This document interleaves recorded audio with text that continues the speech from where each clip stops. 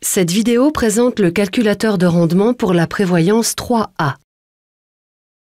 Comme base de calcul pour le rendement d'une prévoyance 3A, il faut d'abord, dans le calculateur d'impôt revenu-fortune, entrer les principales données.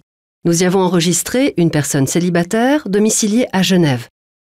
Nous avons aussi entré des détails tels que l'année de naissance et le sexe, de même que le revenu imposable.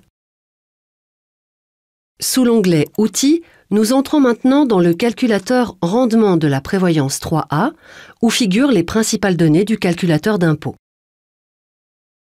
Dans la planification de la prévoyance liée, nous choisissons comme produit 3A un compte bancaire classique.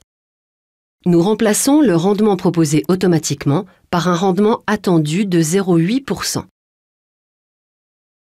Pour l'âge à l'échéance, nous indiquons 65 ans. Et nous voulons verser 6 000 francs par année. L'économie fiscale annuelle représente ainsi quelque 2 300 francs et le capital total projeté à l'échéance presque 160 000 francs. Sur le paiement de ce capital, près de 10 000 francs d'impôts seront prélevés. Le capital après impôt se monte donc à 150 000 francs, ce qui représente un rendement net après impôt de 3,99%. Nous pouvons réinvestir chaque année les économies fiscales réalisées.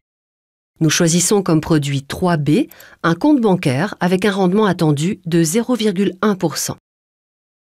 Nous voyons en bas le capital incluant les réinvestissements et le rendement net qui en résulte, 2,74%.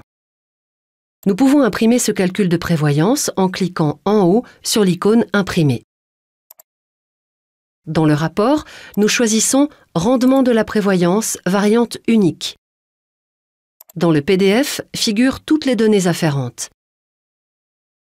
Et il est aussi clairement indiqué que, en économisant de manière traditionnelle pour le même montant, vous devriez obtenir le rendement financier brut suivant, 6,5%.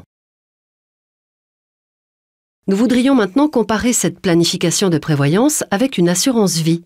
Nous élaborons donc une nouvelle variante.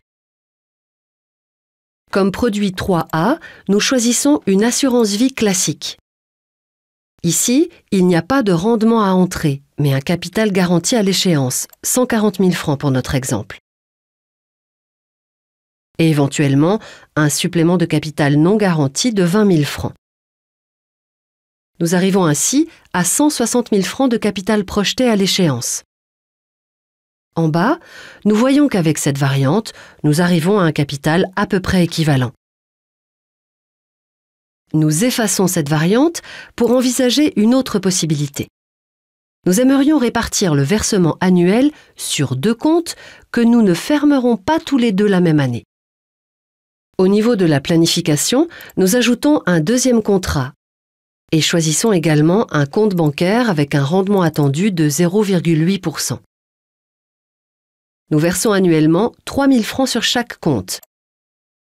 Nous fermons le deuxième une année plus tard, donc à 66 ans. En bas, nous voyons que grâce à cette mesure et à la charge fiscale moins élevée, nous obtenons un capital vieillesse augmenté de plus de 7 000 francs.